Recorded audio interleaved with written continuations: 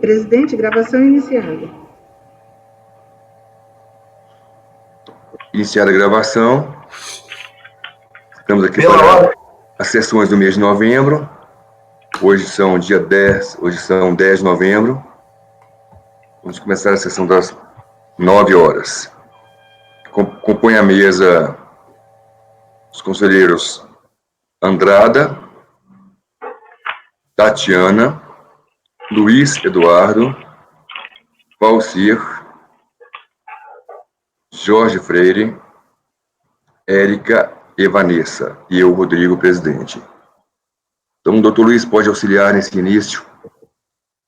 Perfeitamente, presidente. Pela ordem das preferências, teremos acompanhamento, item 1 da pauta, relator, doutor Jorge Omiro Locke Freire. Com a palavra, doutor Jorge. Trata-se de recurso da Fazenda Nacional, interessado Transamérica Flex Limitada. Teremos aqui acompanhamento, doutora Gabriela Pimenta Rego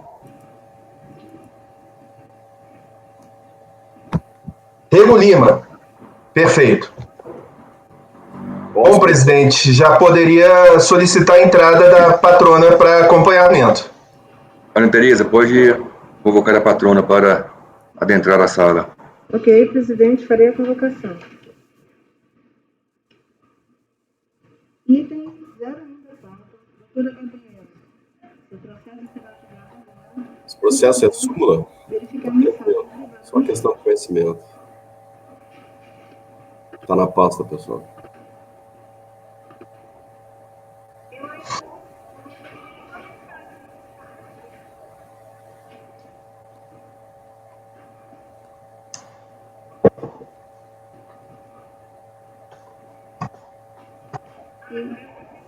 Item 01 da pauta, doutora Gabriela. Seu processo será julgado agora. Por favor, verificar a mensagem privada no chat.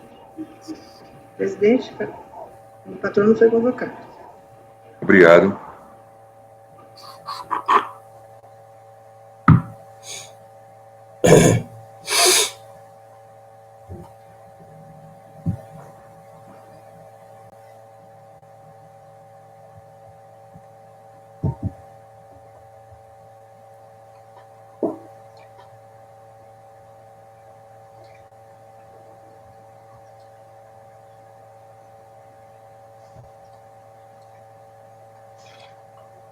Bom dia, conselheiros. Bom dia. Bom dia. Bom dia, doutora Gabriela. Bom dia. A senhora vai fazer só o acompanhamento ou vai fazer sustentação oral? Só acompanhamento mesmo. Tá bom. Com a palavra, o relator. Ok, presidente. Aberto o microfone. O processo está na pasta. Então, traço de recurso especial de divergência interposto pela Fazenda, admitido pelo despacho de folhas contra o acordo número tal, de agosto de 2013, o qual restou assim emendado quanto à matéria devolvida ao nosso conhecimento. Emenda: juros de mora sobre multa de ofício. Inaplicabilidade. Os juros de mora só incidem sobre o valor do tributo, não alcançando o valor da multa aplicada. Pugna a Fazenda, em seu apelo, o provimento especial para reformar o acordo atacado e restabelecer a incidência dos juros de mora sobre a multa de ofício, calculados com base na taxa Selic, nos termos do artigo 61, parágrafo 3º da Lei 9.430 de 96. Enquanto razões, pede o contribuinte preliminar o não conhecimento do apelo fazendário, ao argumento de falta de cotejo analítico. No mérito, pede o improvimento do recurso especial, é o relatório, presidente. Pode prosseguir com o voto. Ok. Não há que falar-se em falta de cotejo analítico. Reporto-me ao despacho de admissibilidade. Aspas. A PFN alega divergência jurisprudencial em relação ao entendimento manifestado no acordo recorrido para a aplicação de juros de mora sobre a multa de ofício. Os entendimentos contestados foram retratados em trecho de sua ementa que se reproduz. Juros de mora sobre multa de ofício e inaplicabilidade. Os juros de mora só incidem sobre o valor do tributo, não alcançando o valor a ementa lida. Para recorrente, a decisão do recorrido de considerar que juros de mora não incidem sobre multa de ofício contraria o entendimento adotado pelo acordo da Câmara Superior 9101 de final 539 e no acordo da Câmara Superior 04000651, dos quais reproduziu integralmente as emendas. Nas emendas desses paradigmas estão declarados os entendimentos neles adotados de forma sintética. Então, da primeira turma da Câmara Superior, juros de mora sobre multiofício, a obrigação tributária principal compreende tributo e multa de ofício proporcional sobre o crédito tributário constituído, incluindo a multa de ofício, incida em juros de mora. E o outro paradigma, a ementa diz o seguinte: a obrigação tributária principal surge com a ocorrência do fato gerador e tem por objeto tanto o pagamento do tributo quanto a penalidade pecuniária decorrente do seu pagamento, incluindo a multa de ofício proporcional. O crédito tributário corresponde a toda a obrigação tributária principal, incluindo a multa de ofício proporcional, sobre a qual, na verdade, a ementa tal qual, SIC, assim devem incidir os juros de mora a taxa Selic. Continua o despacho. Bastaram as emendas dos paradigmas para o recorrente demonstrar que neles foi adotado o entendimento contrário ao do recorrido, uma vez que deixam claro que em ambos decidiu-se que incidem juros de mora a taxa Selic sobre multa lançada de ofício. Uma vez que a PFN conclui o despacho de admissibilidade, a qual me reporto. Uma vez que a PFN demonstrou a divergência de entendimentos entre recorrido e paradigmas, tendo atendido os requisitos para a admissibilidade do recurso especial, conclui-se que deve-se dar-lhe seguimento. E aí, presidente, eu concluo. Dessarte, com base nesses fundamentos, conheço o apelo fazendário nos termos em que é admitido. Não sei se o senhor vai colocar o conhecimento antes ou passo ao mérito, presidente. Pode ir direto ao mérito.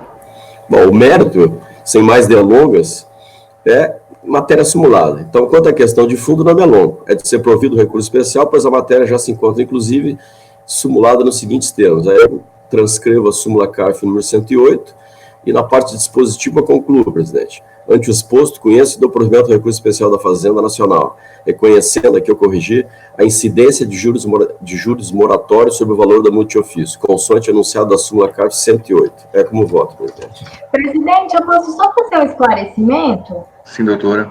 Em 2017, a gente apresentou uma petição de desistência e renúncia total dessa lide para aderir ao PERT. Inclusive, a gente até juntou os comprovantes de pagamento e os juros está na quitação do débito, que está em discussão aqui no RESP. Sim, doutor Jorge. Eu vou ler aqui, por exemplo. Isso aí, não foi, pelo que eu li aqui, não foi reportado nas contra-razões. Então, deixa eu só abrir o processo aqui. Entendo a resistência, a gente tem que fazer a resolução. Deixa eu ver definitividade. Conselheiro, eu não sei se te ajuda, mas nós protocolamos essa petição em 31 de agosto de 2017. É que eu não tenho a página aqui. Deixa eu ver aqui. O processo é Transamérica.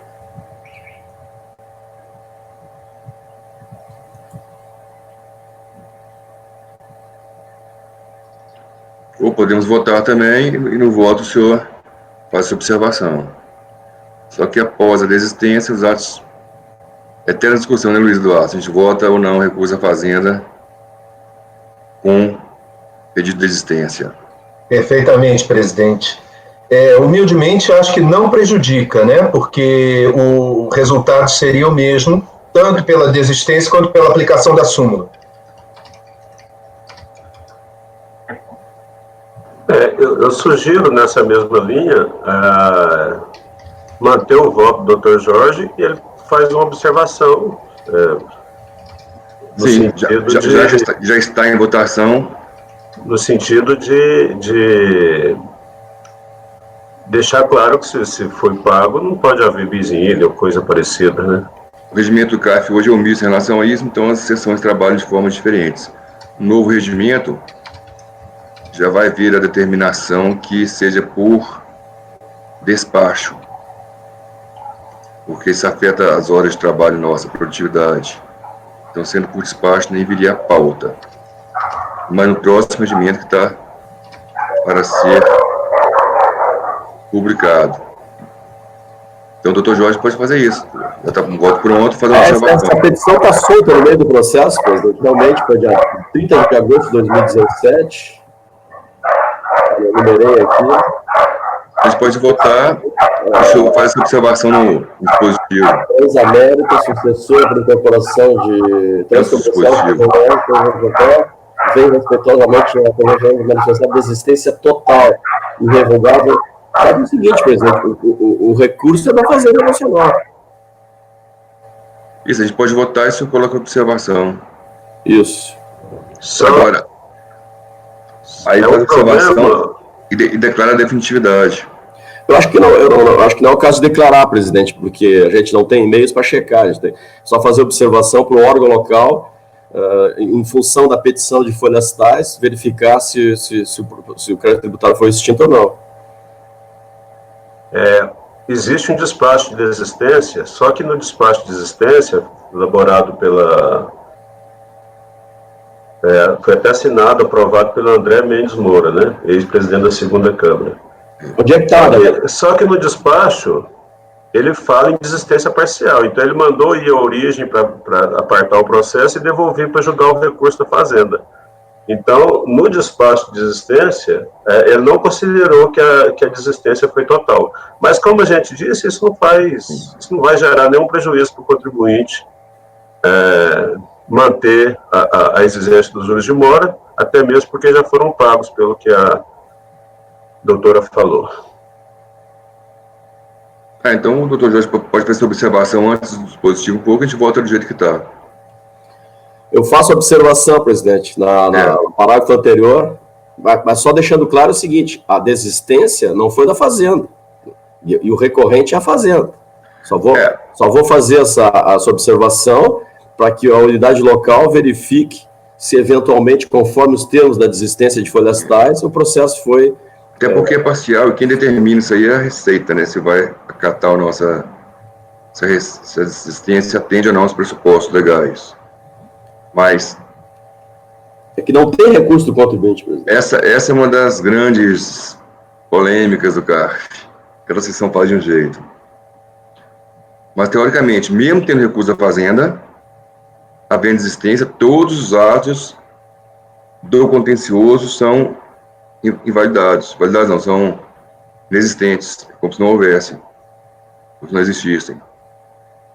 Mas, por prudência, algumas sessões, que é o caso da segunda sessão, o doutor Luiz participava, por prudências, levava-se a julgamento isso aí, para não ficar um recurso pendente de julgamento. Mas a desistência já acaba com o próprio recurso especial, com o próprio recurso voluntário. Só que não teve recurso voluntário aqui, né, presidente? Recurso voluntário ou recurso especial, presidente? Era voluntário, que é o que vem lá embaixo.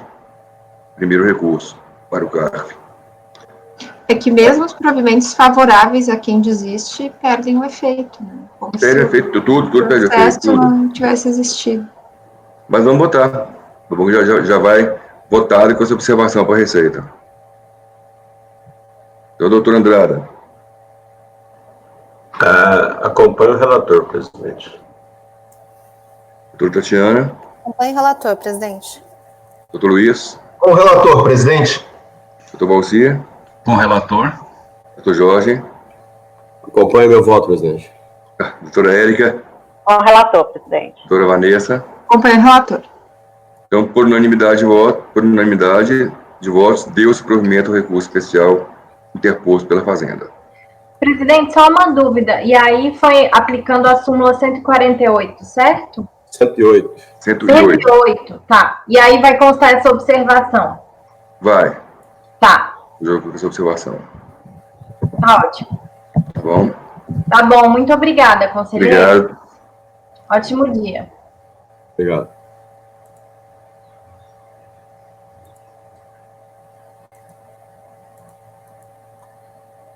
Presidente, seguindo a ordem das preferências, a segunda preferência seria da relatoria do senhor. Eu proponho passar direto... Já estou com ele aberto aqui. Sim, senhor presidente. Vou colocar na pasta T agora. Sim, senhor. Item 12 da pauta terá sustentação videoconferência. Usibras. Dr. Pedro Albuquerque é o patrono. Trata-se aqui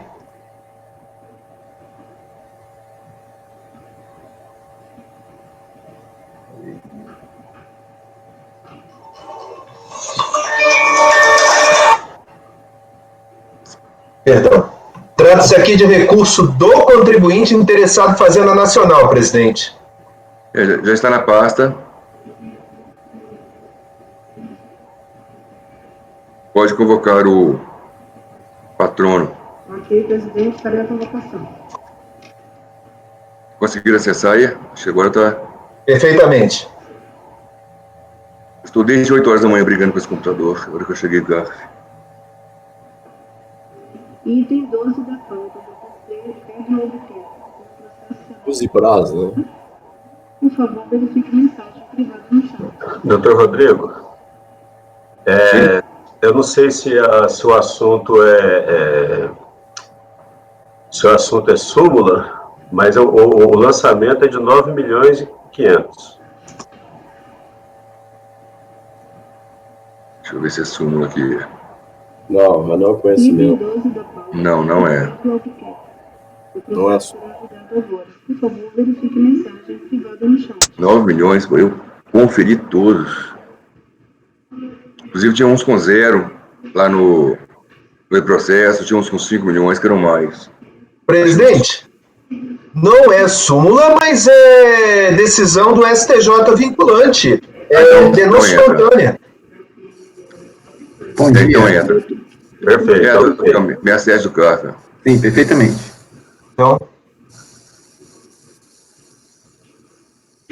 Então entra na competência do julgamento virtual. Sim. Exatamente. Obrigado, doutor Luiz. Sim, senhor. Presidente, eu fiz a provocação, mas ele não me responde. Oi, eu tô aqui. Ah, ok, você não me respondeu antes.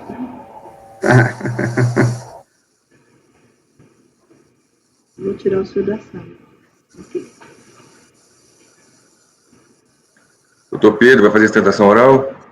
Sim, bom dia. Bom dia, presidente. Doutor Pedro, bom dia. Bom dia, senhores conselheiros, senhoras conselheiras. Me desculpa aí, atrapalhado, que é a primeira sustentação virtual que eu estou fazendo desde a pandemia, tá? Boa. E aí tive que correr aqui com um cantinho aqui em casa, deu certo, graças a Deus.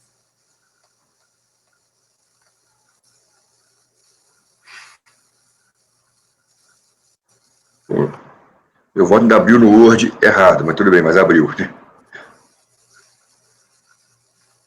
Relatório. Trata-se de recurso especial de divergência interposto pelo contribuinte contra acordo 1401-00664, proferido pela primeira turma ordinária da 4ª Câmara, da primeira sessão. Uma emenda bem pequena que diz: o gozo do benefício do artigo 47 da 9.430 sujeita-se à prévia declaração dos tributos devidos. Em seu recurso especial, o qual foi dado seguimento, o contribuinte defende que a expressão já declarados do artigo 47 da 9.430 não exige que seja em DCTF, bastando que os valores constem em DIPJ. A PGFN apresentou contra-razões contestando, em caráter preliminar, o conhecimento, por ausência de similitude fática, pois não se estaria discutindo o tipo de declaração, mas sim o fato de ter sido somente 25% do débito, tanto no DCTF como nas DIPJ. Nessas considerações, uma redução indevida de 75% do benefício da SUDENE. Seu relatório, doutor, tem 15 minutos. Bom dia, senhor conselheiro, senhor presidente. Muito grato aqui pela oportunidade de poder fazer essa sustentação virtual. Bem, o caso ele é relativamente simples. A Usibraz é uma indústria que funciona desde 1970 aqui no Rio Grande do Norte, no Ceará, e ela sempre gozou do benefício da SUDENE. E no pleito que ela apresentou na época, em 2002, acabou que ela teve um problema lá no consultor, né, que pleiteou junto à SUDENE, e pela primeira vez, desde 1970, o benefício, a portaria da SUDENE, ela foi expedida após dia 31 de março. E pela legislação da SUDENE, quando se é expedido depois de 31 de março, o benefício ele não retroage à data do protocolo do pleito. Então, feito isso, a portaria saiu, né, e a empresa sempre se utilizou em 2002, 2003, 2004, do benefício de redução de 75% da SUDENE, E quando saiu a portaria, não foi retroativa, foi aberta a fiscalização. A empresa, diante da fiscalização, procedeu com o recolhimento integral do imposto, com multa e juros, moratória, multa moratória de 20%, isso aí é fato incontroverso, não há discussão com relação a isso. Sendo que o auditor, ela fez isso para se beneficiar do artigo 47, da 9.430. Sendo que o auditor, ele entendeu que o artigo 47, ele exige que o valor esteja declarado, o valor considerado devido, que foi recolhido pela empresa no período da graça, deveria ter sido informado, confessado em DCTF. Né? Então, nós alegamos que não faz sentido essa exigência, primeiro porque na lei não existe essa previsão, só tem que ser declarado. E segundo, que se a empresa tivesse informado em DCTF no ano de 2002, 2003, 2004, e não tivesse feito o recolhimento, como realmente ela não fez, ela só fez depois de aberto o processo fiscalizatório, o débito já estaria constituído, já estaria inscrito em dívida. Né? Então, mesmo assim, foi mantido o entendimento no julgamento do CARF, sobre o argumento que precisava estar no DPJ. Essa mesma Câmara Superior já proferiu entendimento no julgamento idêntico, no sentido de que não precisa estar declarando DCTF, basta estar declarando DPJ.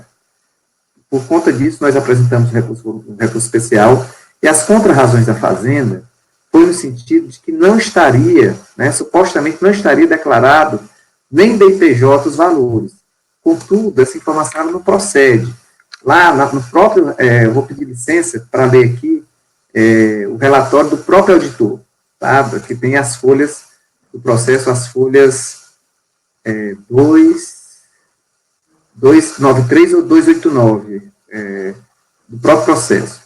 Ele fala o seguinte: a tabela abaixo, isso é o relatório do auditor que autuou, a tabela abaixo discrimina os trimestres em que foram declarados em DIPJs e apurados na contabilidade as reduções de 75% de RPJ, que é justamente o valor que está sendo discutido, né, que deixou de ser pago, ou seja, o 75% que a empresa deixou de ser pago, da redução, o fiscal deixa bem claro.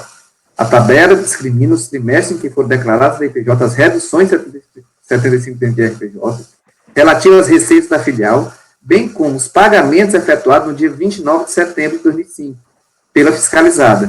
Resta comprovada a perda da espontaneidade da contribuinte, tendo em vista que o IRPJ pago pela mesma refere-se aos valores declarados da IPJ e escriturados como sendo não tributáveis, redutor do IRPJ devido no período. Iniciada a fiscalização, a empresa, querendo evitar a cobrança da irregular apuração do tributo pela autoridade lançadora, com multa de ofício, efetuou os pagamentos com juros e multa moratória. E aí, o próprio auditor faz uma tabela, coloca lá, redução de RPJ declarada e escriturada, 35 mil, por exemplo, no fevereiro de 2002, 35.711,01. Valor pago no dia 29 de setembro de 2005, 35.711. Ou seja, o único contra-argumento da Fazenda Nacional é de que os valores que foram declarados na IPJ não constava o valor de 75% da redução, quando, na verdade, isso não é verdade. A DIPJ, a empresa, deixou claro qual era o valor do imposto devido e também deixou claro qual era o valor da redução de RPJ que elas não estavam recolhendo. Né? E o próprio fiscal puxou isso da ficha 10 da DIPJ.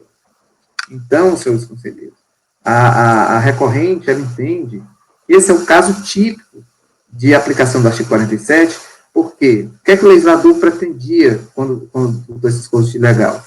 Era beneficiar aquele contribuinte que não tenha feito recolhimento, não por má fé, né, por qualquer situação, ou problema de caixa, ou até para evitar um contencioso. Né, e foi justamente o que aconteceu. O caso dela, da Usibraz, ela não deixou de recolher por má fé. Ela não deixou de recolher porque ela tinha uma prática de sempre ter o benefício da SUDENE retroativamente. Quando, pela primeira vez, não teve o benefício de forma retroativa, ela foi lá e recolheu. Então, primeiro ponto, não existe dúvida que o recolhimento foi feito de forma integral, com juros e multas de mora, dentro do prazo de 20 dias. E a única discussão era para ter o benefício do artigo 47, precisava estar declarado em DCTF, a legislação não determina, e a jurisprudência, inclusive dessa Câmara, de entendimento que basta ter declarado no DIPJ. E aí vem essa discussão. Foi-se informado esses valores no DIPJ? Não resta dúvida, de acordo com o próprio relatório do auditor. Então, o que é que a empresa informou no DIPJ? A empresa informou quanto é que ela devia e quanto é que era o valor da redução. Né? No caso, mês a mês, tem bem declarado a tabela feita pelo próprio auditor. Né? Então, o único contra-argumento da Fazenda Nacional, né, foi no sentido de que não se aplicaria porque não estaria declarado no DIPJ. Né? Então, por conta dessas razões, a empresa entende que não teve má-fé, foi realmente uma situação atípica dela, ela recolheu, o fisco não teve prejuízo, porque foi recolhido o imposto com multa e juros, também isso é fato em controvérsia nos autos, né? E aí, se não for para aplicar o artigo 47 nessa situação, a empresa consegue imaginar em outra situação que ela precisa, poderia se aplicar esse artigo, né? Porque se fosse para declarar no DCTF, na verdade já tinha tido auto lançamento, passou-se um mês, a empresa informou que devia 100, recolheu 25, né, o 75 ela se beneficiou, se ela tivesse declarado que devia 100 na DCTF, o débito já estava inscrito na dívida, não precisava nem constituir o lançamento de ofício.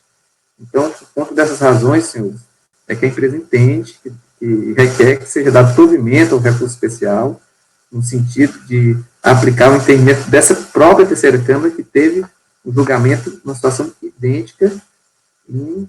Deixa eu pegar aqui o número do processo. A gente mencionou, até no recurso especial, a gente colocou ele como paradigma, e no julgamento do CARF, esse processo foi julgado por essa Câmara e foi negado provimento ao recurso da Fazenda, com base no argumento de que não precisaria realmente constar na DCTF, bastava que constasse na DIPJ. Então, esses são os nossos argumentos de defesa, senhor presidente e senhores conselheiros. Doutor, esse paradigma de quando? Você falou que foi julgado por essa turma?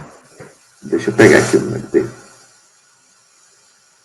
O número do processo, a gente juntou com paradigma, no recurso especial, foi por causa dele que foi dado provimento, mas o... É que provavelmente não foi julgado por essa turma. Foi julgado por essa turma, mas não por essa composição, né? Não, porque essa competência é bem nova nessa turma.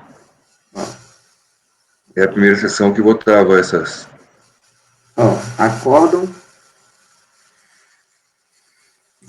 da Câmara Superior, terceira turma do acórdão, 15 de agosto de 2013. Matéria, alcance do artigo 47 da 9.430. Tá. Já foi só isso. 303.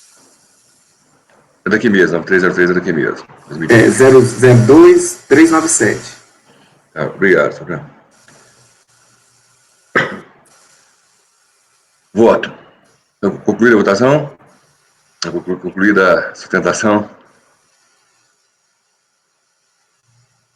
Sim. Se você quiser pedir licença só para ler a emenda desse voto, pode ser? Pode ler. Aplicação de acréscimo de procedimento espontâneo. Artigo 47 da 9.430. Débito declarado, alcance, informação prestada da IPJ, possibilidade. Benefício concedido pelo legislador, pagamento com os acréscimos de procedimento espontâneo aos contribuintes que recolheram seus débitos no prazo de 20 dias contado do início da ação fiscal, alcança também os débitos declarados na DIPJ, e não apenas os na DCTF. Data do faturador, 28 de fevereiro de 2002. Coincidentemente, é no mesmo período do faturador do caso. Né? O relator foi Júlio César Alves Ramos. Essa foi uma decisão de 2013. Foi. Depois tem um repetitivo. Mas vamos ler agora o voto que tem que passar antes pela admissibilidade. Vejamos o que diz o artigo 4.7 da 9.430. Artigo 47. A pessoa física ou jurídica, submetida à ação fiscal por parte da Secretaria da Receita Federal, poderá pagar até o 20º dia subsequente à data do recebimento do termo de início de fiscalização os tributos e contribuições já declarados de que for sujeito passivo como contribuinte ou responsável, com os acréscimos legais aplicáveis nos casos de procedimento espontâneo. Quanto ao conhecimento, efetivamente, não se disse no acórdão recorrido que a declaração prévia teria que ser em DCTF, não bastando da IPJ. Isso não foi tocado lá. O que houve é que a declaração como imposto devido de apenas 25%. Ambas as declarações em DIPJ foram por haver uma redução de 75% pelo benefício que ele tem. Então, eu não estou conhecendo o recurso por isso. Não foi tocado nesse assunto de diferença entre DIPJ e DCTF no voto. No voto? Esse foi o fundamento do voto? Voto vencido. No voto do CAF, da Câmara. Se quiser, eu leio aqui o fundamento do voto. Ele fala claramente que foi da CTF. Bom, doutor, Júlio. Eu posso ler aqui o que é que tem no... Não, eu já fiz a tentação. Agora vamos passar ao doutor Andrada. Então, o doutor Andrada faz uma análise. Doutor Andrada. Bom dia. Eu reconheço que o não conhecimento aí tá um pouco sintético, mas eu corri aqui no paradigma, corri no acórdão recorrido. Vamos aos fatos do acórdão recorrido, como bem relatou o doutor Rodrigo. Vou ler aqui um trecho, um parágrafo do acórdão recorrido. No caso em questão, como dito, os valores informados em DCTF corresponderam apenas a 25% do imposto apurado. Esses valores é que foram entendidos como devidos, inclusive como imposto a pagar em DIPJ, de maneira que a diferença, ou seja, os 75% restantes, vez que amparados a contingência de a portaria da SUDENE ter caráter retroativo, como propalado na defesa, não podem ser considerados como declarados, ou seja, o contribuinte, pelo que está aqui, ele declarou 25% do imposto apurado, tanto na DCTF quanto na DIPJ. Né? E o que foi objeto de pagamento dentro do prazo dos 20 dias foi o restante, os 75%. Ou seja, esses 75%, pelo que eu entendi da leitura, que eles não foram nem declarados como devidos, nem na DCTF e nem na DIPJ. Então, o acórdão recorrido negou o provimento a recurso voluntário, dizendo que não se aplica, não se afasta a multa de ofício, porque esses débitos não estavam declarados em nenhuma das duas declarações, os débitos lançados, obviamente. Até eu concordo com o doutor Pedro, quando ele diz que se o débito estiver declarado em DIPJ, eu entendo, meu entendimento pessoal, que se aplica o artigo 47. Né? Porque se for declarado na DCTF, não tem nem porquê que nem vai ser lançado. Eu concordo com a tese que o doutor Pedro defende. Só que as situações fáticas, aqui no recorrido, como disse, o débito que está em discussão, ele não foi declarado como devido, nem na DCTF, nem na DIPJ. O acórdão paradigma 3401000558 pensa que a situação é distinta. Ementa ao benefício concedido pelo legislador, pagamento com os acréscimos de procedimento espontâneo, aos contribuintes que recolherem seus débitos no prazo de 20 dias, contados do início da ação fiscal, alcança também os débitos declarados no IPJ, e não apenas no DCTF. E o outro também é a mesma situação. Então, eu não tenho certeza se a turma paradigmática, né, as turmas que proferiram os acordos paradigmas, nessa situação específica, se eles iriam considerar como denúncia espontânea. Né? Então, eu concordo que há uma diferença fática relevante entre o acórdão recorrido e os paradigmas, que impedem o conhecimento do recurso. Então, eu acompanho o relator, presidente. Doutora Tatiana.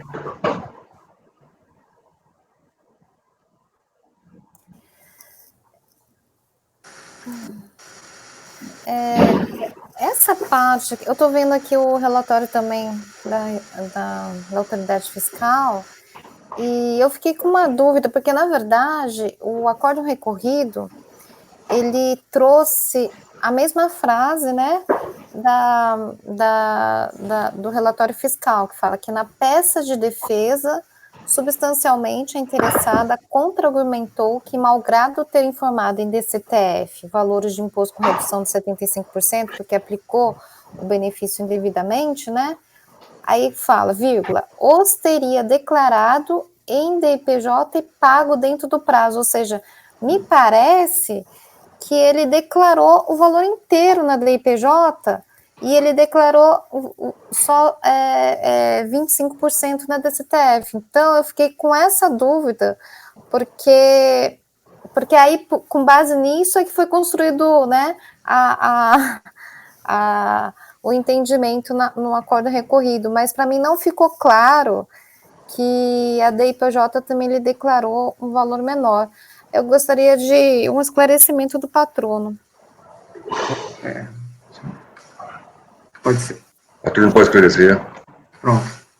Conselheira, a senhora foi perfeita. Lá, nesse mesmo relatório, não existe qualquer dúvida de que a empresa informou o valor integral na DIPJ. Na página, se você pegar essa página que eu li para vocês, isso é a página do fiscal. A tabela abaixo, se vocês, está nos autos isso.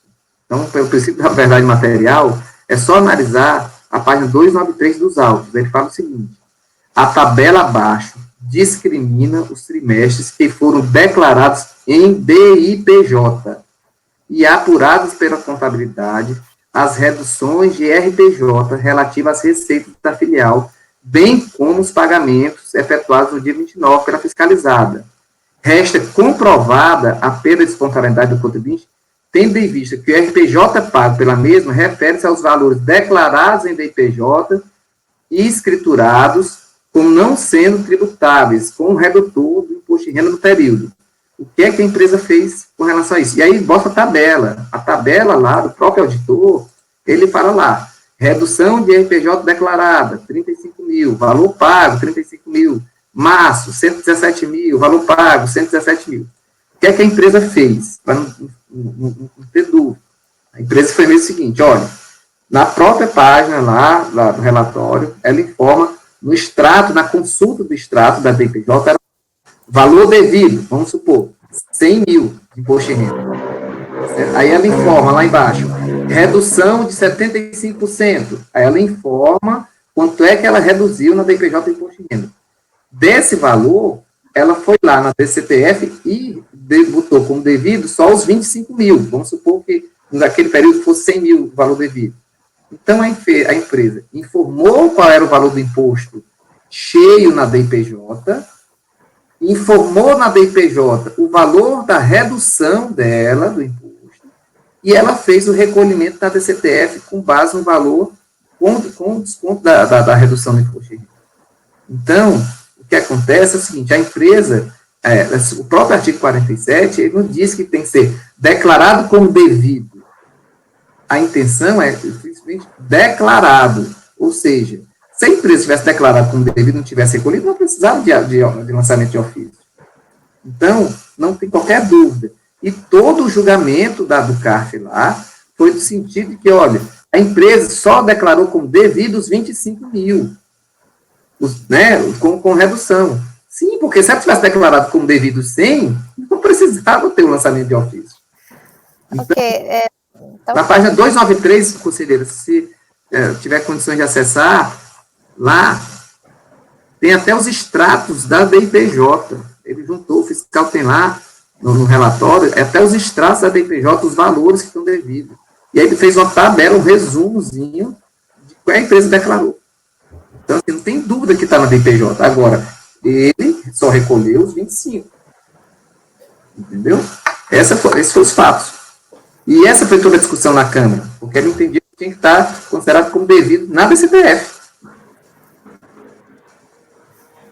Tá esclarecido. Doutor Andrade, o senhor queria falar? Sim, o doutor Pedro confirmou o que eu disse. O que eu disse é que tanto na DCTF quanto na DIPJ foi declarado o mesmo valor devido de RPJ. Se tivesse declarado o valor devido integral na DIPJ, eu consideraria que as situações fáticas seriam iguais. Eu pedi a palavra só para esclarecer. Eu entendo diferente que o doutor Pedro defendeu. Se tivesse declarado como devido na DIPJ 100 mil e declarado na DCTF 25 mil, ele pagaria os 75 mil dentro dos 20 dias, com o benefício do artigo 47, né, com as disposições do artigo 47. Eu entendo que os paradigmas não analisaram a mesma situação que está aqui. Os paradigmas, salvo algum equívoco, eles analisaram o seguinte: olha, declarou na DIPJ que devia 100 e declarou na DCTF que devia 25. Então, ele teria direito de pagar o que ele declarou devido na DIPJ no prazo de 20 dias. Então, eu entendo que essa é a diferença. Né? Eu abri aqui a página que o doutor Pedro indicou, realmente é isso que ele falou mesmo. Está até escrito aqui, redução de RPJ declarada / escriturada. Né? Se considerar que esse valor que foi descrito na DIPJ e não declarado como devido, seria possível de pagar dentro dos 20 dias, está ok. É a tese que o doutor defende. É isso aí. Sim. Acho que ficou bem claro. Era mais para saber se... Porque para mim não estava tão claro se tinha diferença, né, de valores nas declarações. Então, na DCTF realmente foi declarado 25, né, vamos dizer assim, e na DIPJ 100%, né. Então, assim, como eu considero, eu interpreto o artigo 47 da 9.430 de forma mais ampla, porque realmente não tem especificação de declarações, eu conheço o recurso do contribuinte, presidente. Doutor Luiz Eduardo. Presidente, estamos discutindo apenas o conhecimento. Não estou me manifestando se trata-se de declaração IRPJ ou DCTF ou qualquer uma das duas serve. O que se tem que fazer aqui é o chamado teste de aderência do modelo. Ou seja, se na situação enfrentada pelo acórdão recorrido, que é a de declaração em DIPJ de que não deve 75%. Se isso daí é considerado declaração ou não para fins de aproveitamento do benefício.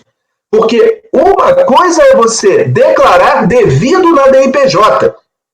Outra coisa é você declarar na DIPJ que você não deve aquele valor. Bom, na decisão recorrida, o critério utilizado, e eu vou ler para vocês, foi muito claro. No caso em questão, como dito, valores informados do CTF correspondem a apenas 20%, 25% do imposto. Esses valores foram entendidos, inclusive, como imposto a pagar em DIPJ. Ou seja, 75% não foi declarado como imposto a pagar.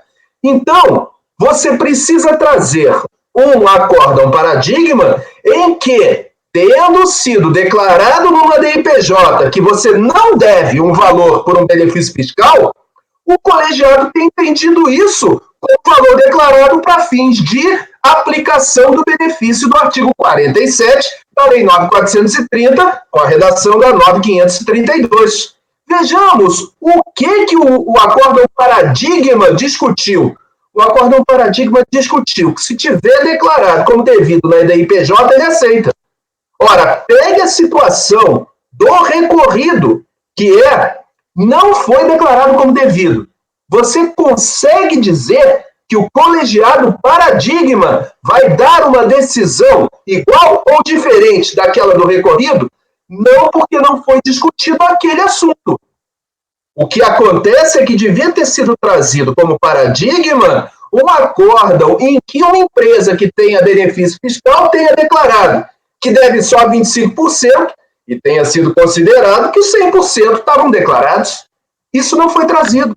Então, para mim, é clara a colocação do presidente e não dá para conhecer isso. O paradigma a ser trazido tinha que ter sido de outra empresa com benefício fiscal. É como voto, presidente. Acompanhe o senhor.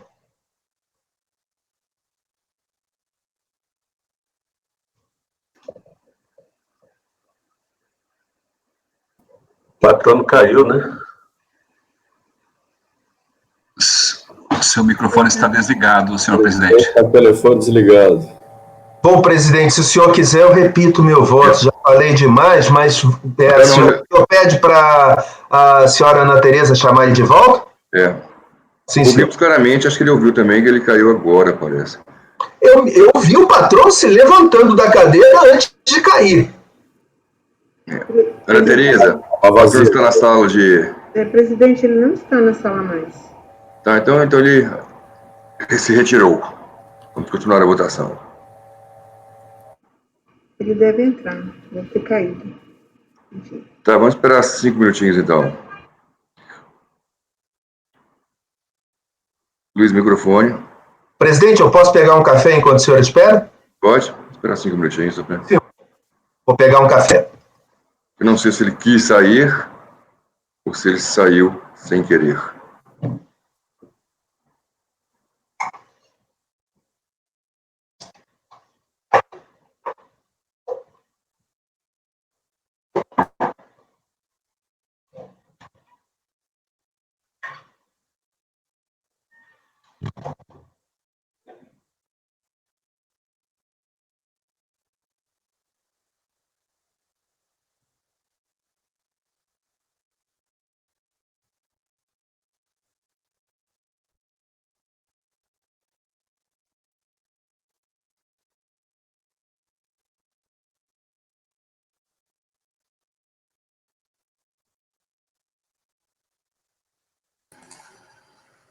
Presidente, eu peço desculpa porque arriou a bateria aqui do laptop, eu tentei correr, mas foi instantâneo, não tive tempo hábil para ligar novamente.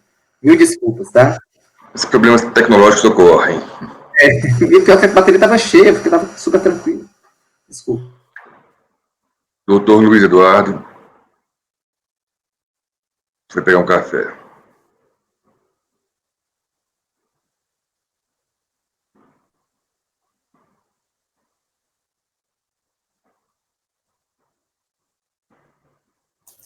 Presidente, acho que seria até proveitoso saber se o patrono conseguiu escutar todo o voto do Dr. Luiz Eduardo. Não, eu escutei até a parte que ele disse, a questão da aderência. Tá, então assim que ele voltar, eu peço para repetir.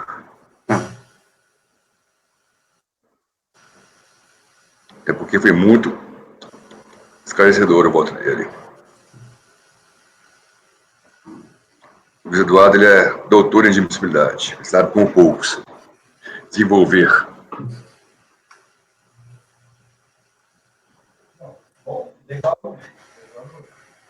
Ok. Já voltou. Tchau. Luiz, está aí?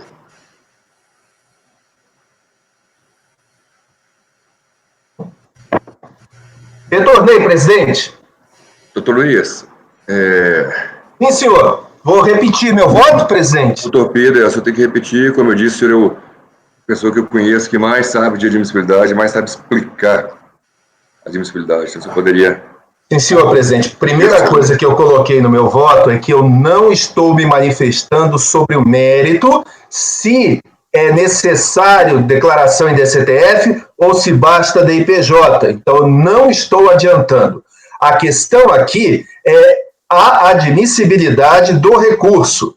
E para a admissibilidade do recurso, para conhecimento, entendo que, frente a situações similares, você tem que trazer entendimentos da aplicação da legislação divergente.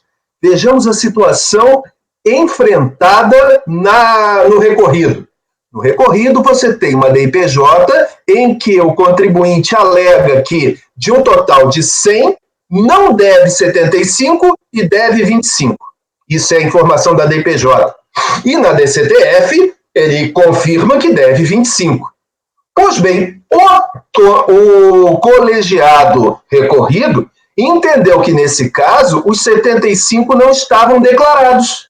Isso é claro, dito aqui e eu reproduzo ipsilíteres, no caso em questão, como dito, valores informados do CTF correspondem a 25%. Esses valores é que foram entendidos como devidos, inclusive como imposto a pagar em DIPJ. Isso foi dito claramente na decisão recorrida e realmente, retomando o termo de verificação fiscal na página 293, como colocado pelo patrono, eu vejo que na DIPJ o que se declarou foi uma redução do valor devido. Então, o ponto a se discutir é se esse valor declarado como reduzido é tido como declarado para fins de aplicação do benefício do artigo 47 da Lei 9.430, com a redação dada pela 9.532, ou não. Ora, para isso temos que trazer um paradigma em que uma empresa que tenha um benefício fiscal e que tenha declarado que apenas 25% é devido, a turma tenha entendido que a totalidade do valor seria declarada. No entanto, o que se trouxe foi uma discussão entre valor declarado em DIPJ ou valor declarado em DCTF. Dessa forma, se você colocar a situação enfrentada no recorrido para análise pelo colegiado, apontado como paradigmático, e considerando as razões de decidir do acórdão paradigma, você não teria como afirmar que a decisão do colegiado paradigmático seria igual ou diferente da do recorrido. Portanto, não conheço do recurso, está correta a análise, apesar de resumida, corretíssima análise do presidente, e acompanhe. Era essa a colocação que eu havia feito. Recoloco aqui, senhor patrono, para deixar muito clara a situação com a seu acompanhamento. Eu agradeço e peço desculpa ter que fazer você repetir, tá, conselheiro? Muito obrigado pela atenção. Doutor Balcia. Quanto ao conhecimento, com o relator. Doutor Jorge. Não conheço, presidente. Acompanho o relator. Doutora Érica. Depois desse esclarecimento do doutor Luiz, eu me convenci de que não deve ser conhecido realmente recurso do contribuinte. Acompanho o relator. Doutora Vanessa. Também, para mim, é uma situação que havia gerado dúvida, mas com as explicações anteriores, eu chego à conclusão do não conhecimento. Por quê? Porque me parece que aqui a discussão do artigo 47 da 9430 é se esse benefício alcançaria valores declarados tanto em DCTF quanto em DIPJ, se ambas as declarações seriam suficientes. Mas no caso dos autos, como colocado no acórdão recorrido, os valores efetivamente devidos não foram declarados nem em DIPJ e nem em DCTF, por isso que houve a negativa de provimento ao recurso voluntário, né? Então, a situação fática é diferente, como explicitou o doutor Luiz, então eu acompanho pelo não conhecimento. Então, proclamando o resultado, por unanimidade de votos, não se conheceu do recurso especial. Presidente, maioria vencida a doutora Tatiana. A doutora Tatiana foi vencida, exato. Isso, obrigado. eu conheço. Então, por maioria de votos, não se conheceu do recurso especial interposto pelo contribuinte. Vencida a conselheira Tatiana. Obrigado, doutor. Bom, obrigado. Bom dia para vocês, boa semana. Boa semana, obrigado, doutor.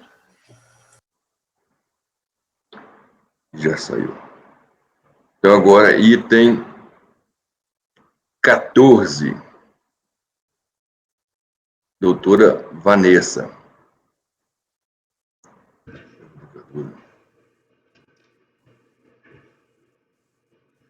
Recorrente, MRLH Holding, interessado Fazenda. Então, teremos uma sustentação oral. Ana Tereza, pode chamar. Ok, presidente, farei a colocação Vou ter um telefone da sala vizinha aqui que não para de tocar. da pauta. Doutor Ricardo, seu processo será julgado agora. Por favor, verifique mensagem privada no chat.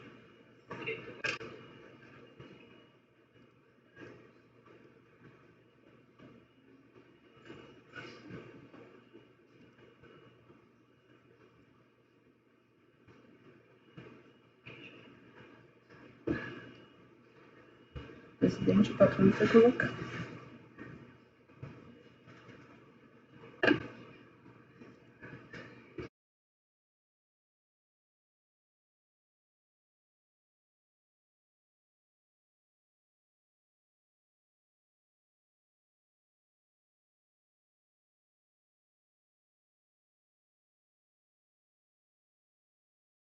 Presidente, o senhor está sem som.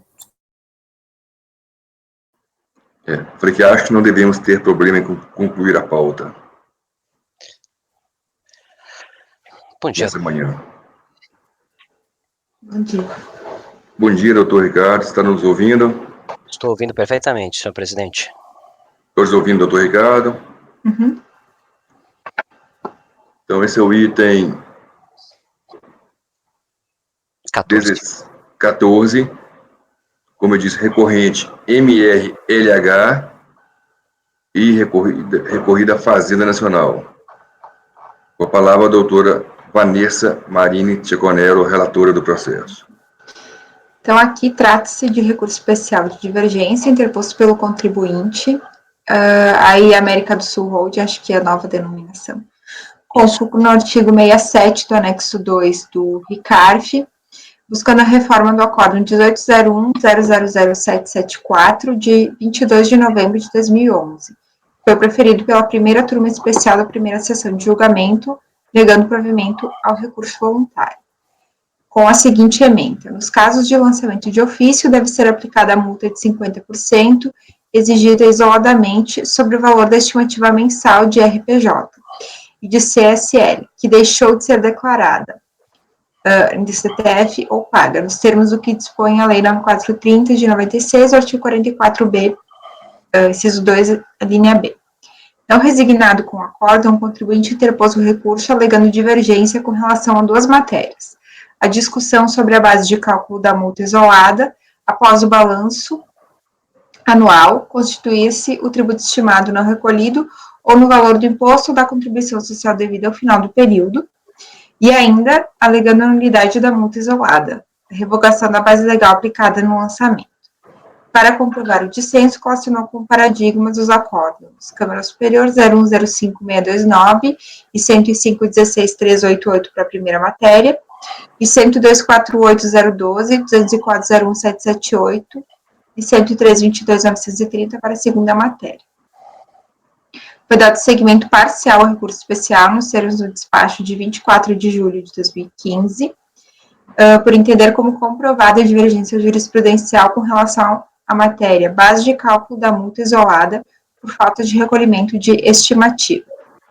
Em 3 de outubro de 2018, foi exarada a Resolução 9101000077, que determinou a complementação da análise de admissibilidade em relação à matéria da nulidade da multa isolada. Eu ouço também.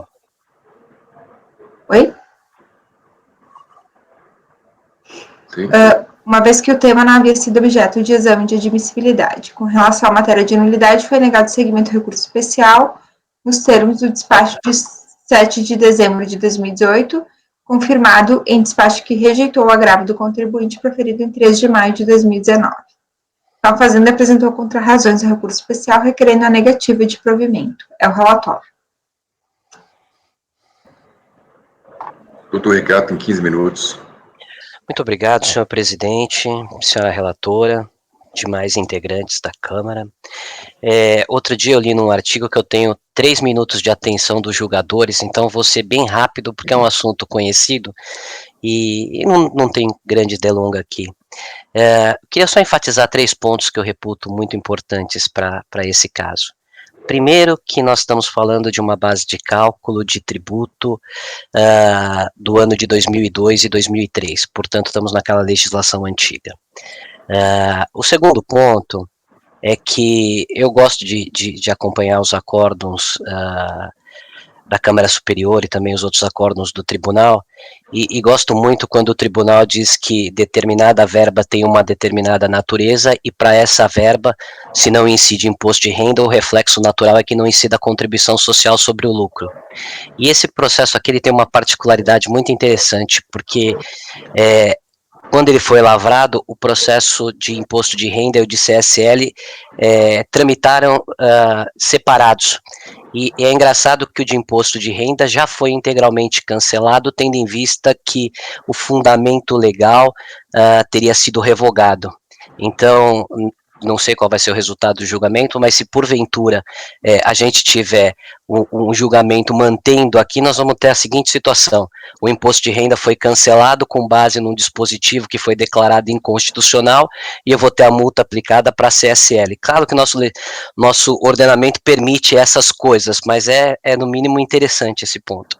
E o terceiro ponto, eu queria até recorrer aqui à fala do julgador do Valadão, quando ele diz que agora há pouco tempo atrás, quando eu estava tratando da concomitância da multa, ele tem uma parte muito interessante do voto dele, que ele diz: é claro que as multas são distintas, porque a multa lá de trás era a base de cálculo do imposto sobre o valor do tributo que tinha deixado de ser recolhido, e a multa aplicada após a reforma é sobre a estimativa mensal.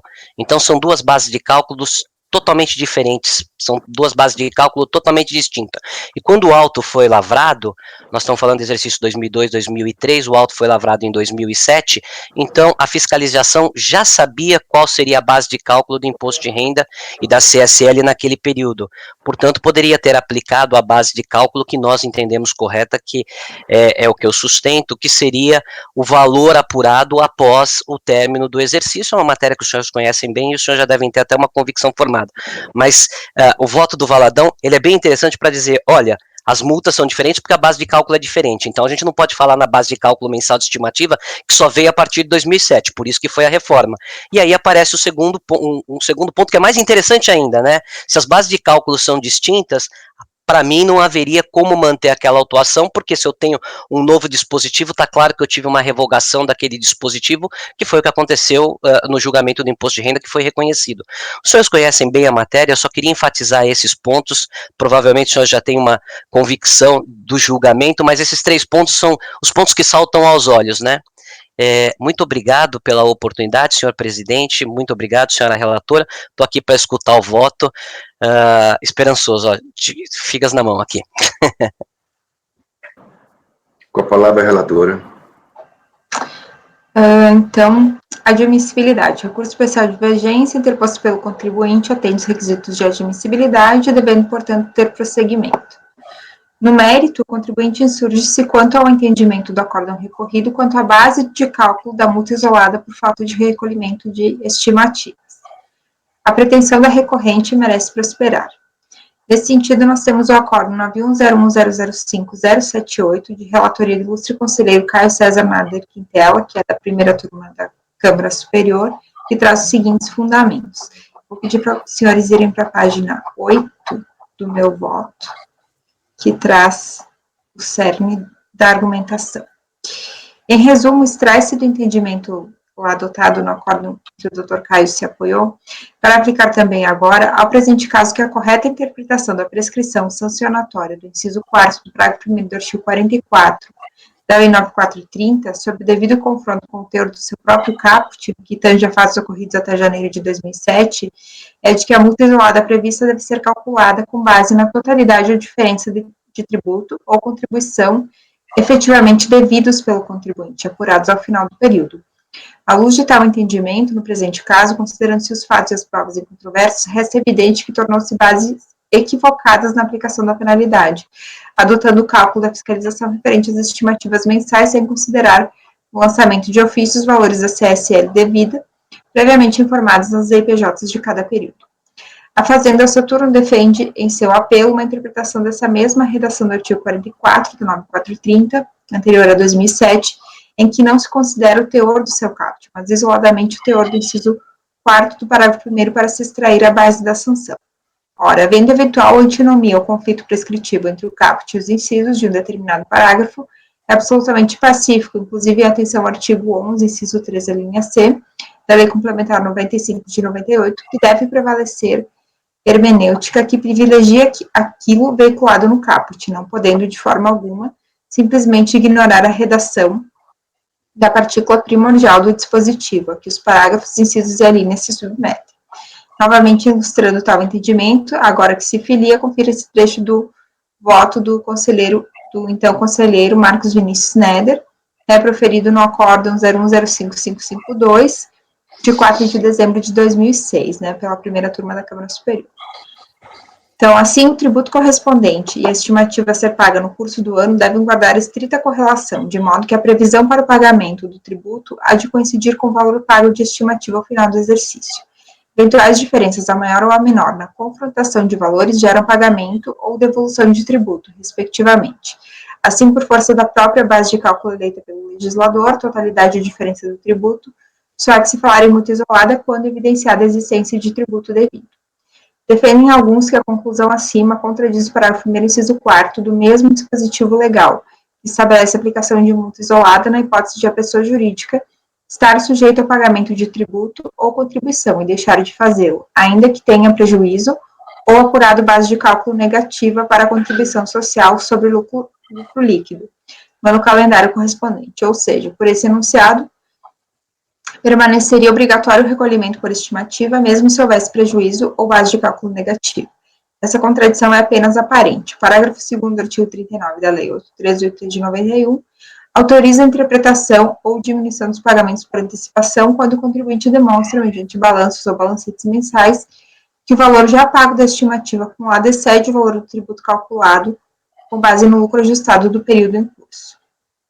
Então, os balanços ou balancetes mensais são, então, os meios de prova exigidos pelo direito para que se demonstre a inexistência de tributo devido. Na verdade, para emprestar praticidade ao regime de estimativa, inverter-se o ônus da prova, atribuindo ao contribuinte o dever de demonstrar que não apurou lucro no curso do ano e que não está sujeito ao recolhimento antecipado.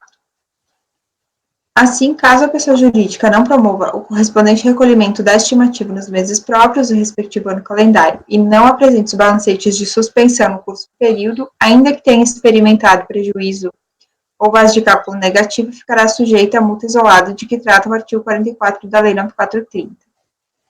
A lei estabelece uma presunção de que o valor calculado de forma presumida, estimada, coincide com o tributo que será devido ao final do período, partindo da construção de que a estimativa não foi recolhida, e de omissão do sujeito passivo em apresentar os balanços ou balancetes. Esse não é o caso, contudo, da empresa que, após o término do ano calendário, apresenta o balanço final do período, ao invés de balancetes ou balanço de suspensão. Neste caso, a exigência da norma sancionadora para que se comprove a existência de tributo é atendida, vale dizer, após o encerramento do período, o balanço final é que balizará a pertinência do exigido sobre a forma de estimativa, pois esse acumula todos os meses do próprio ano calendário. Nesse momento, ocorre juridicamente o fato gerador do tributo e pode-se conhecer o valor devido pelo contribuinte, Então, chega-se, portanto, a algumas poucas, mas importantes conclusões. Aqui eu não vou ler todas, mas apenas a 8, que é o que aplica-se ao caso. Então, após o final do exercício, o balanço de encerramento e o tributo apurado devem ser considerados para fins de cálculo da multa isolada. Então, com base nesses argumentos, eu estou dando provimento ao recurso especial do contribuinte, para considerar que essa base de cálculo da multa isolada deve considerar essa apuração de base negativa ao final do exercício. É o voto, presidente. A palavra, doutor Andrada.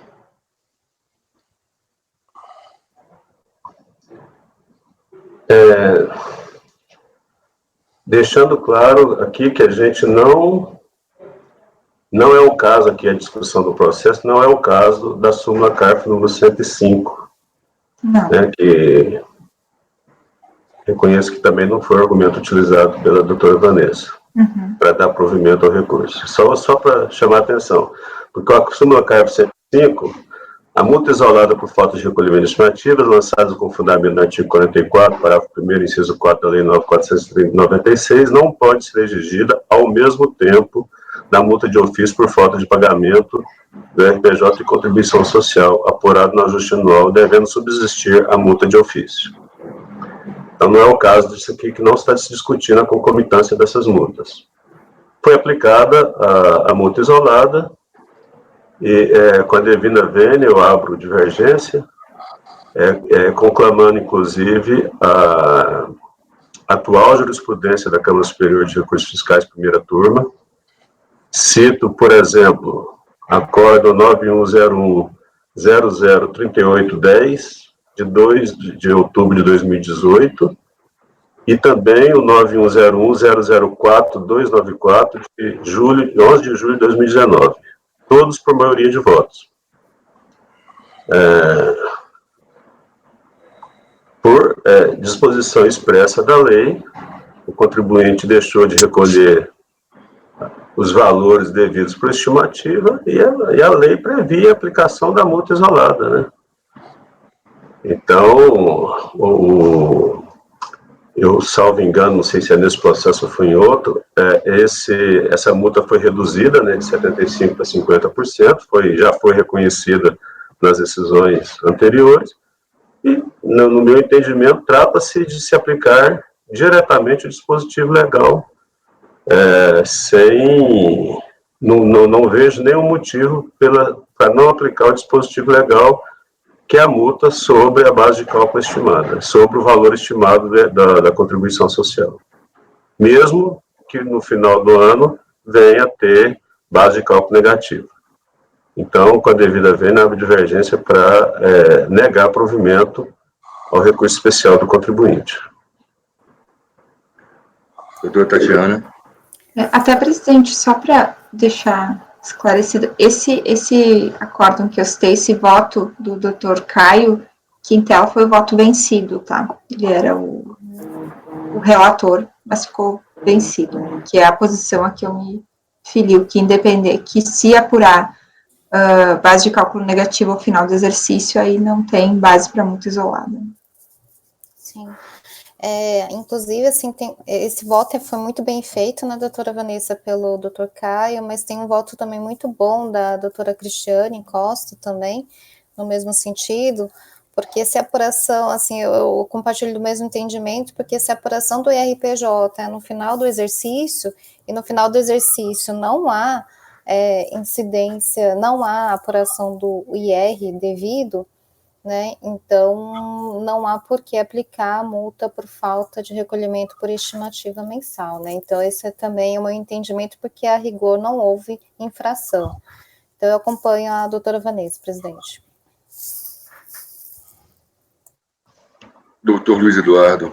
Presidente, doutor Andrada foi preciso. Tem dispositivo legal expresso determinando a tributação nesse caso. Então, é importante a gente deixar claro por que a gente não estaria aplicando isso. Só para complementar, os bens jurídicos que são protegidos pela multa por falta de estimativa e a multa por falta de recolhimento ao final do período de apuração anual, são bens jurídicos totalmente diferentes. O primeiro é a proteção do fluxo financeiro da União para fazer frente às suas despesas mensais.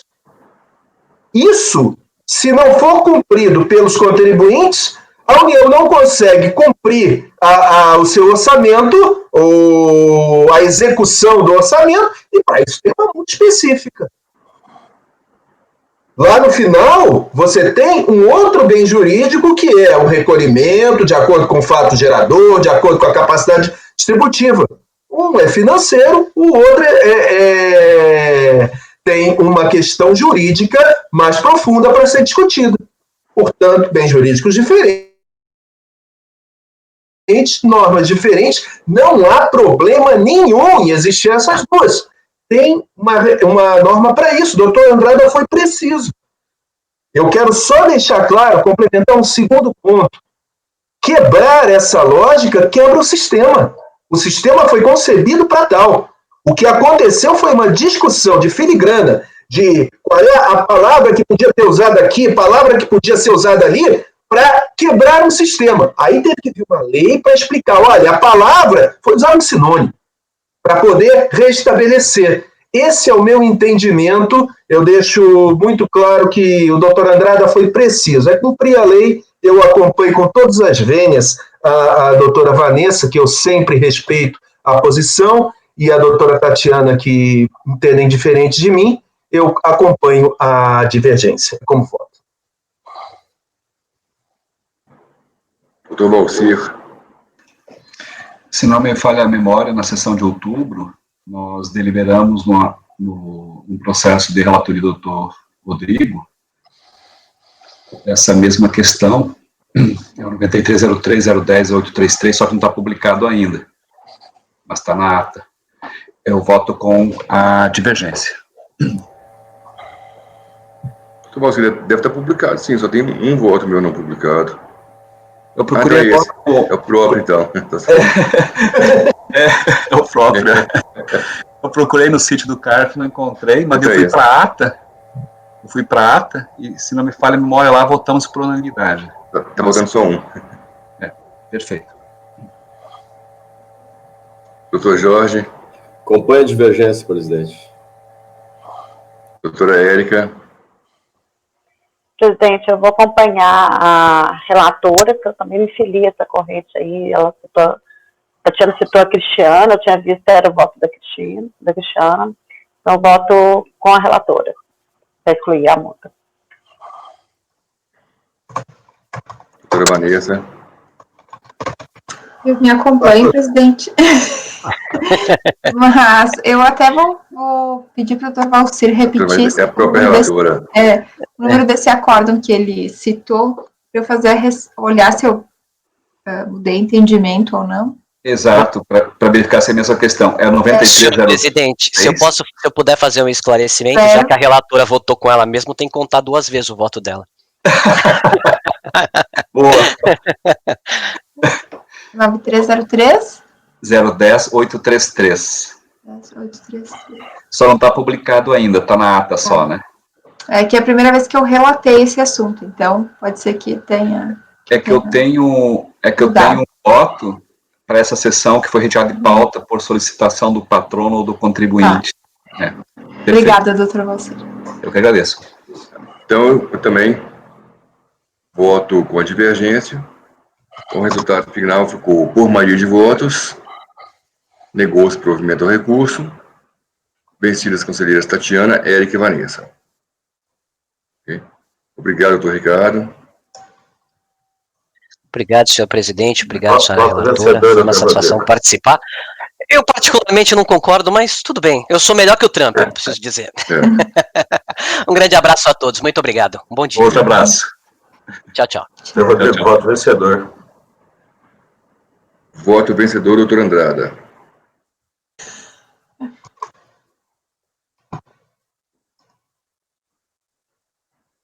Item 16 da pauta. Ana Tereza, pode chamar a doutora Camila. Ok, presidente, farei a convocação. É de relatoria da doutora Vanessa de novo, recorrente Fazenda, recorrida Lunelli Comércio do Vestuário. O processo será julgado agora. Por gentileza, verificar a mensagem privada no chat.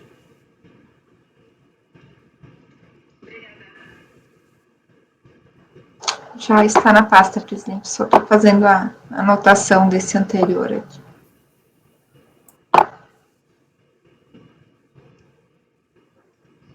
É o 16, Vanessa? Ou 26? Doutora Vanessa, é o 16. Obrigado. O vídeo não está aparecendo, mas eu estou aqui, juro. Doutora Vanessa, esse processo é 18 milhões.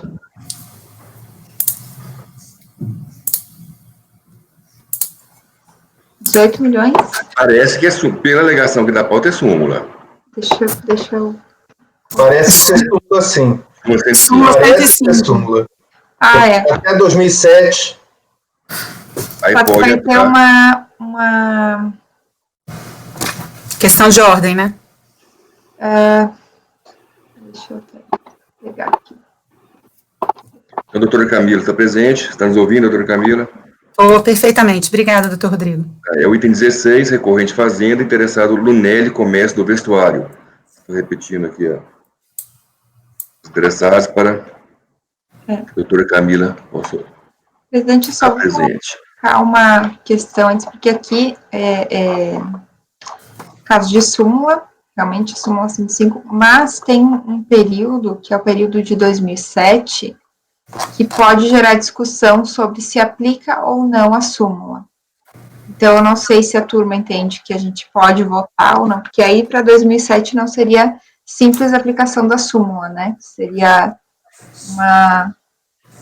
se entraria na discussão, há quem entenda que sim. Posso levantar uma questão de ordem sobre essa questão que a doutora Vanessa colocou, doutor Rodrigo? A gente iria consultá-la justamente sobre isso. Pode dizer. Doutora Vanessa, primeiro esse processo, ele versa originalmente sobre a questão do ágio, né, da questão do aproveitamento do ágio. O acórdão recorrido, inclusive, é da primeira sessão.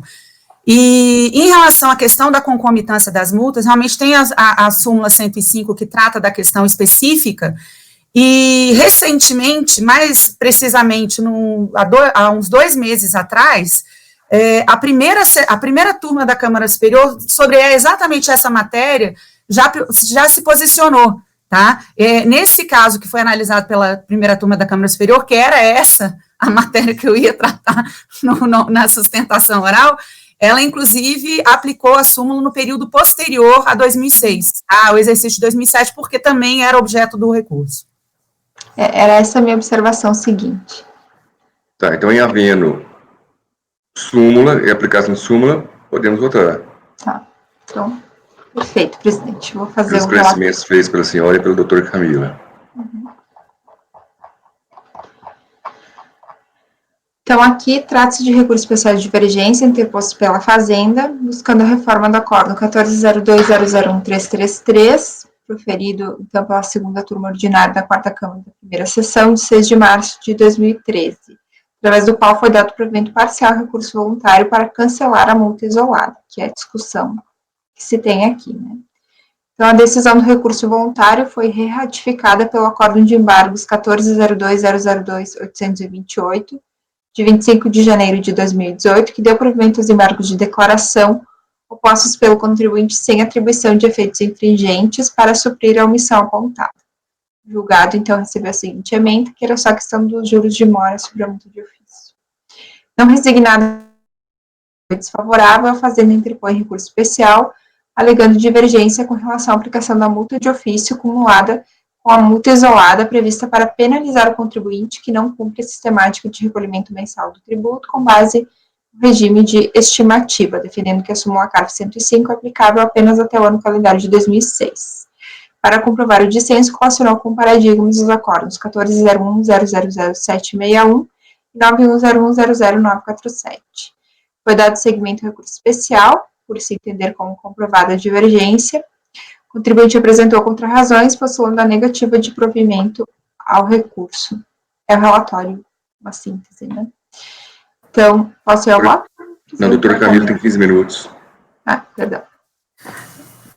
Bom dia para todos, conselheiro presidente, conselheira relatora, demais conselheiros, muito honrada de estar aqui presente novamente. Eu já adiantei, doutor Rodrigo, quando eu levantei essa questão da jurisprudência da primeira turma, a respeito exatamente da matéria que é objeto desse recurso, que é a concomitância da multa de ofício com a multa de mora.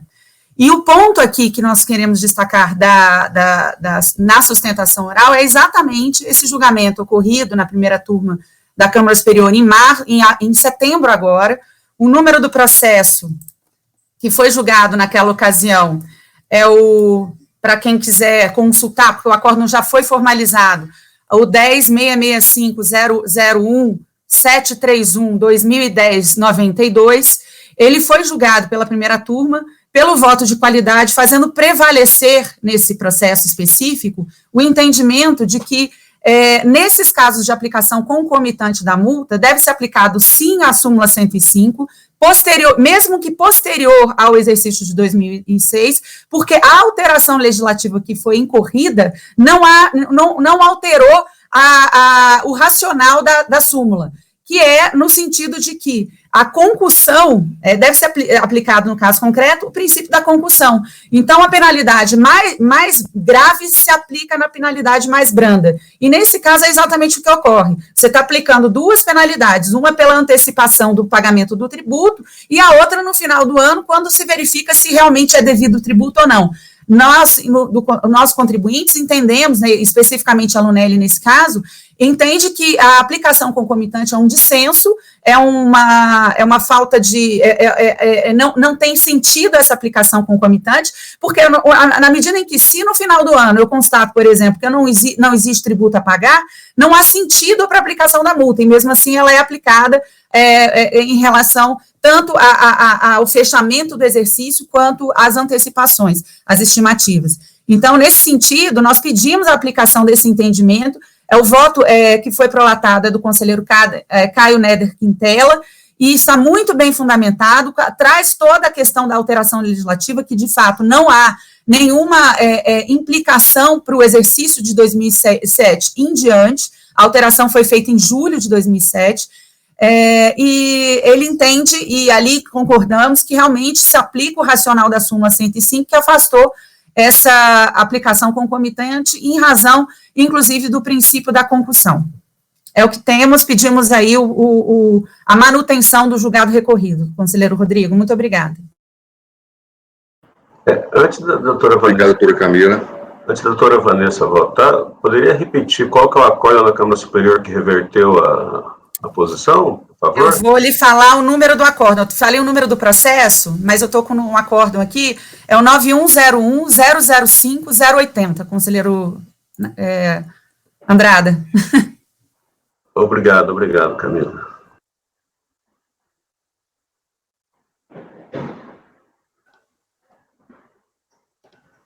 Posso ir ao voto, presidente? Fica a palavra à relatora.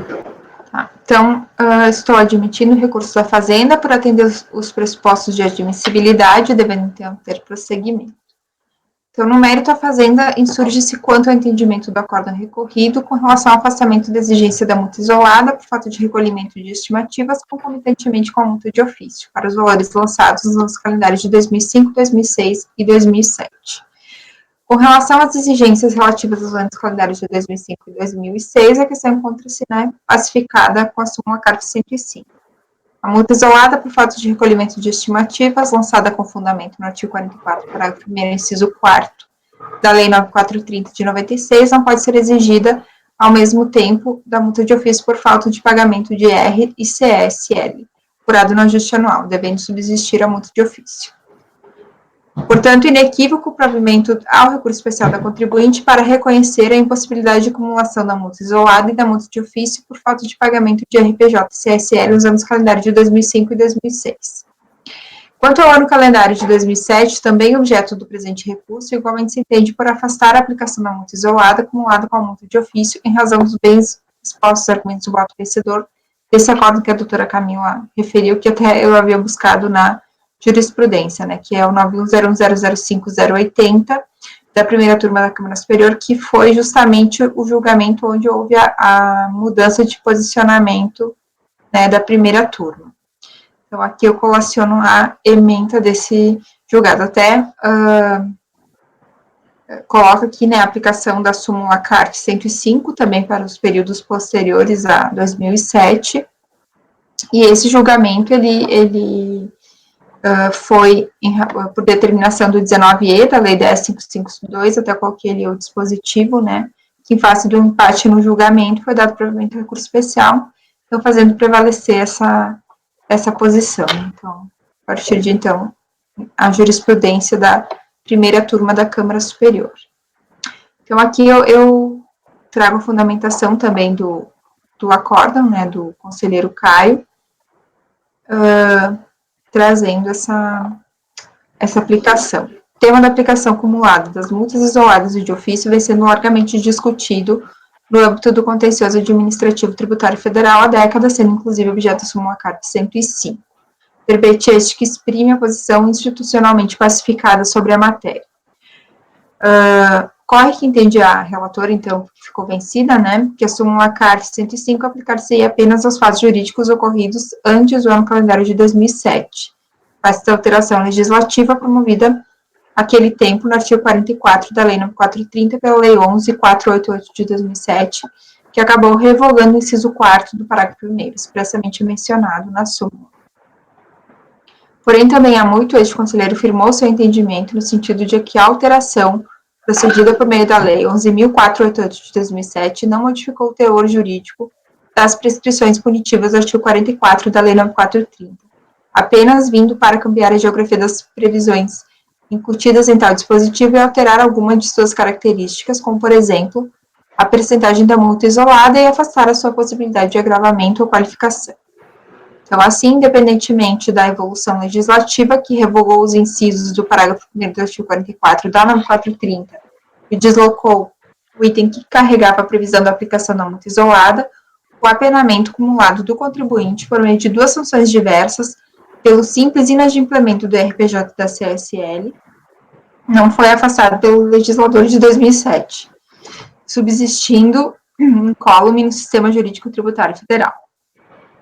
Foi precisamente essa dinâmica de saturação punitiva, resultante da coexistência de ambas penalidades sobre a mesma exação tributária, uma supostamente justificada pela não ocorrência de sua própria antecipação e a outra imposta após a verificação do efetivo inadimplemento desse mesmo tributo devido, que restou sistematicamente rechaçada e afastada nos julgamentos registrados nos acordos que erigiram a súmula CARF número 105. Então, aqui também o voto do Dr. Kylie colaciona a emenda de um julgado da primeira sessão, né, de 2012, da conselheira Selene Ferreira de Moraes, que faz parte do rol de precedentes que sustentaram a súmula CARF número 105, coloca: como se observa, o efetivo cerne decisório foi a dupla penalização do contribuinte pelo mesmo ilícito tributário, ao passo que as estimativas representam um simples adiantamento de tributo que tem seu fato gerador ocorrido apenas uma vez, posteriormente no término do período de apuração anual. A falta dessa antecipação mensal é elemento apenas concorrente para efetiva infração de não recolhê-lo ou recolhê-lo a menor, após o vencimento da obrigação tributária, quando devidamente aperfeiçoada, conduta que já é objeto de penalização com a multa de ofício de 75%. E tratando-se aqui de ferramentas punitivas do Estado, compondo o ius puniendi, né, estão sujeitas aos mecanismos, princípios e institutos próprios que regulam essa prerrogativa do poder público. Assim, o implícito tributário, seu correspondente singular, dano ao erário, não podem ser já duas punições distintas, devendo ser aplicado o princípio da absorção da consunção, visando repelir esse bis in idem, né, instituto explicado por Fábio Bruno Goldschmidt na sua obra. Frisa-se que per si a coexistência jurídica das multas isoladas e de ofício não implica em qualquer ilegalidade, abuso ou violação de garantia. A patologia surge na sua efetiva acumulação em autuações que sancionam tanto a falta de pagamento dos tributos apurados no ano calendário, como também por suposta e equivocada consequência a situação de pagamento menor, ou não recolhimento de estimativas, antes devidas dentro daquele mesmo período de apuração já encerrado. Então, registre-se que o reconhecimento de situação antijurídica não se dá pela mera invocação e observância de súmula 105, mas também a adoção do corolário da consunção, por fazer cessar o bis in idem, caracterizado pelo duplo sancionamento administrativo do contribuinte, que não pode ser tolerado. Então, por isso, verificada tal circunstâncias, devem ser canceladas todas as multas isoladas referentes às antecipações lançadas sobre os valores das exigências de IRPJ e CSL, independente do ano calendário, os fatos geradores escolhidos no lançamento de ofício, né? Então, aqui, portanto, eu estou mantendo o afastamento da acumulação das multas, aplicando a súmula 105 do CARF também para os períodos posteriores a maio de 2007 e mantendo a atual jurisprudência da primeira turma da Câmara Superior, né, que tem a competência originária para julgamento dessa matéria. Eu estou negando o provimento ao recurso especial da Fazenda, presidente, é o voto. A palavra, o Doutor Jorge pediu para falar. Doutor Jorge, pedindo a palavra. Só um esclarecimento, esse acordo que a doutora Camila fez menção, é qual data mesmo? É agora de 2020, doutor Jorge. Deixa eu só pegar aqui. É de outubro. Setembro. Pois é, eu estou estranhando, porque em setembro a competência não era mais na primeira turma. A portaria que delegou a competência para a terceira sessão foi publicada em 24 de junho e entrou em vigor na data da sua publicação. Então, portanto, a partir de agosto, não poderia ter uma decisão, em função da portaria, não poderia a primeira turma da Câmara Superior se manifestar sobre esse assunto. Não, mas como é processo antigo... É competência concorrente, doutor Jorge. E provavelmente já estava na caixa da pessoa antes, né? Isso. Não, mas ele não deixou de ter competência primeiro. Não, só estendeu para a terceira sessão, não retirou competência da primeira. Tá certo. Estendeu temporariamente, é isso que eu queria deixar claro. Ok, obrigado. Então, doutor Andrada. Bom, é a mesma questão, praticamente a mesma questão do item anterior, né? Só que aqui envolve a aplicação da súmula 105 e o recurso da Fazenda Nacional é parcial. A Fazenda Nacional, por exemplo, foram aplicadas as multas 2005, 6 e 7 e o recurso da Fazenda, por aplicação da súmula 105, né? O acórdão recorrido aplicou a súmula 105 para os 3 anos calendários. E a Fazenda Nacional apresentou um paradigma em que não foi aplicada a súmula 105 para o ano calendário 2007, em face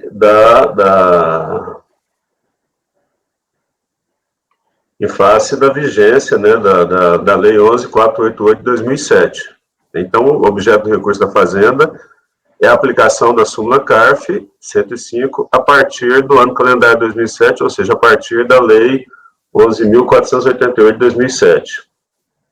E eu concordo com o voto vencido lá da doutora Andréa, né, que é no acórdão que a doutora Camila citou, né, que a súmula CARF número 105, ela não é aplicável de maneira automática para o ano calendário 2007, porque se trata de legislação distinta, né?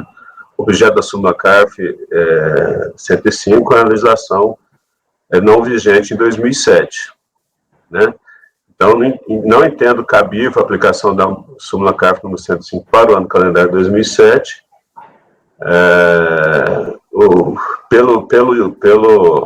pela defesa do Dr. Luiz Eduardo no voto anterior, ele nem concorda com a súmula CARF número 105, né, apesar de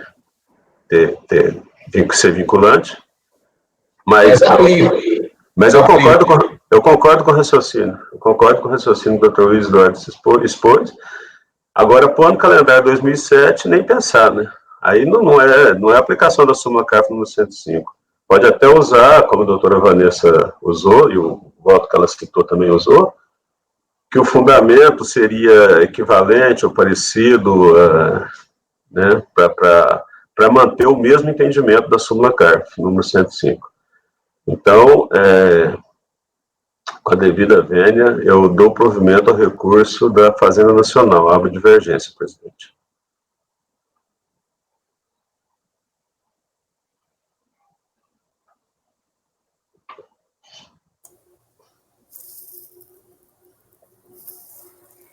Presidente, acompanha o relator. A relatora, desculpa.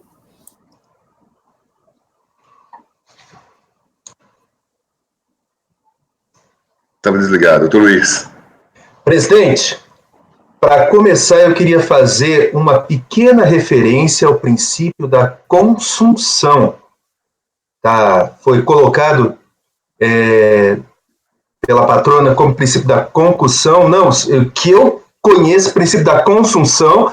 Falei errado, perdão. Sim, senhora. Então, aí ficou claro, já se vão décadas, mas isso eu estudei em direito penal, não em direito tributário. Que eu entenda é quando você tem um crime praticado por necessidade de praticar um outro crime, que seria o crime maior, o objetivo, você dá a pena do crime maior.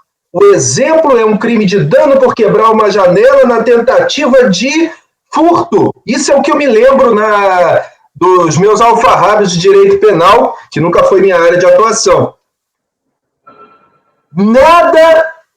Por que isso é aplicado em direito penal? É que o objetivo é evitar que o crime se repita. Então, você vai penalizar o acusado, o réu, daquele crime maior, para que ele não roube mais, ele automaticamente não vai mais fazer dano. Foi essa a ideia. Nada impediria, por exemplo, de no âmbito civil pedir uma reparação do dinheiro da janela. Por quê? Porque são bens jurídicos diversos protegidos. Então, eu entendo aqui que nós estamos discutindo uma outra coisa totalmente diferente. Estamos discutindo quais são os bens jurídicos que são protegidos pela norma que exige a antecipação mensal por estimativa. Qual é o bem jurídico protegido pela norma que exige pagamento do tributo devido ao final do período de apuração? Eu já coloquei isso para vocês, são bens jurídicos diferentes. O primeiro é o fluxo financeiro de execução do orçamento da União e o segundo é a capacidade contributiva. Então, existe lei diferenciada para proteger cada um desses dois e um não absorve o outro. O princípio da construção, ele é de direito penal e não se aplica a outros ramos do direito, no meu humilde entender. Então, eu, deixando claro minha posição, que é do voto vencido no 9101005080, que é a do doutor Andrada, eu só digo que não entendo aplicável construção no âmbito do direito tributário. E para corroborar a não aplicação de princípios de direito penal no direito tributário, eu faço uma referência à exposição de motivos do CTN 968, que dizia isso. Como voto, presidente? 68.968. Doutor Balcir. Com divergência, já debatemos esse assunto bastante. Doutor Jorge. Com a divergência, presidente, eu analisei essa matéria, um processo que eu estou pautando para dezembro, e até para alertar o doutor Andrada, tem um voto que ele participou no acórdão 1302, nesse sentido do seu voto, mas o senhor já participou de uma votação em 2013, nesse sentido, nessa turma. Teve um voto do doutor Rodrigo na sessão, se não me engano, passado, retrasada, que foi na mesma linha, mas que depois se concluiu que não tinha, que os fatos geradores eram anteriores a 2007. Sim, é o caso que eu tinha referência antes, A gente já analisou essa matéria. E eu os fatos geradores eram anteriores. E eu analisei bastante a fundo também no processo que eu tô pautando mês que vem. Tem uma decisão do Valadão extensa, que ele faz um histórico da legislação, a partir da medida provisória 357, a transformação dela em lei, faz toda essa análise que o doutor Luiz falou também, do princípio da concussão, e com base nisso eu acompanho a divergência, presidente. E, doutora Érica. Consunção. Eu acompanho a relatora, Vanessa, que aplica-se em 2007, desculpa. Eu também discorri sobre isso na sessão passada. E estou votando com a divergência. Então, vou proclamar o resultado. Por maioria de votos, deu-se provimento ao recurso especial da Fazenda, vencidas as conselheiras Tatiana, Érica e Vanessa. Vencedora. Obrigado, doutora Camila. Muito obrigada, viu? Boa semana para os senhores. Voto vencedor, doutor Andrada. Voto vencedor, doutor Andrada de novo. Só uma observação. A doutora Camila fez referência a um voto recente da Câmara Superior. Da primeira turma. Mas também tem um voto em sentido contrário em 5 de dezembro de 2019, portanto não dá para... Sim, doutor Jorge, esse processo só foi provido, esse recurso da primeira turma só foi provido porque houve aplicação da 13.9.888, que foi a extinção do voto de qualidade. E aí, com isso, houve o provimento do recurso do contribuinte, só por isso. Ok, só queria fazer referência a esse acórdão que foi votado em 5 de dezembro de 2019, que é o 9101. Não, é isso mesmo, lá mudou por isso, foi isso. O posicionamento anterior era pelo voto de qualidade, mas obrigada. Obrigado, doutora. Tchau. Eu divido com boa semana, gente. o voto vencedor. O senhor já proclamou, né? Isso. O doutor André, tá bom. Até isso do voto de qualidade, só para deixar claro, eu falei no meu voto, tá, pessoal, que essa alteração de entendimento até fiz questão de reproduzir o dispositivo para todos terem ciência. Próximo item, a gente acaba aqui no intervalo, se quiser, né?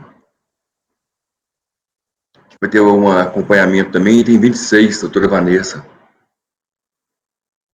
Doutora Sara vai acompanhar. Ana Tereza, pode chamar. Convocar a doutora Sara. Ok, presidente, farei a convocação.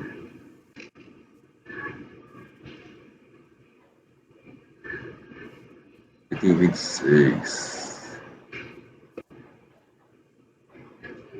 Item 26 da pauta, doutora Sara Ramos.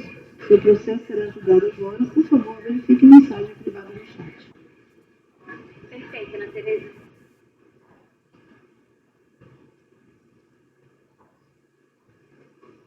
Presidente, a patrona foi convocada.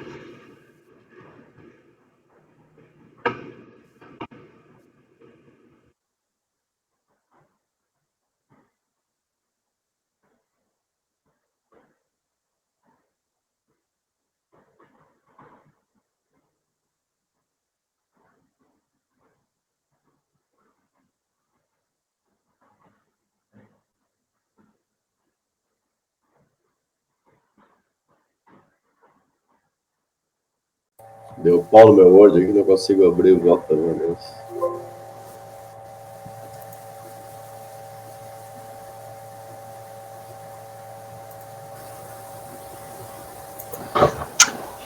Mas tá na pasta, né, pessoal? Tá na pasta, eu não consigo abrir. Tá.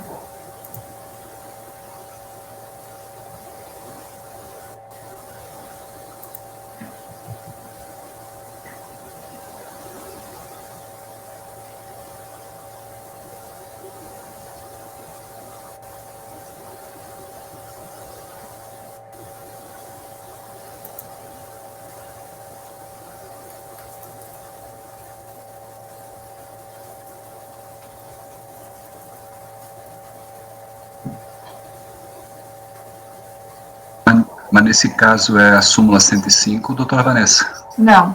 Não? Não. Esse caso é semelhante ao 16, que é a base de cálculo da multa. Doutora Sara. Não, perdão, ao 14. Perdão.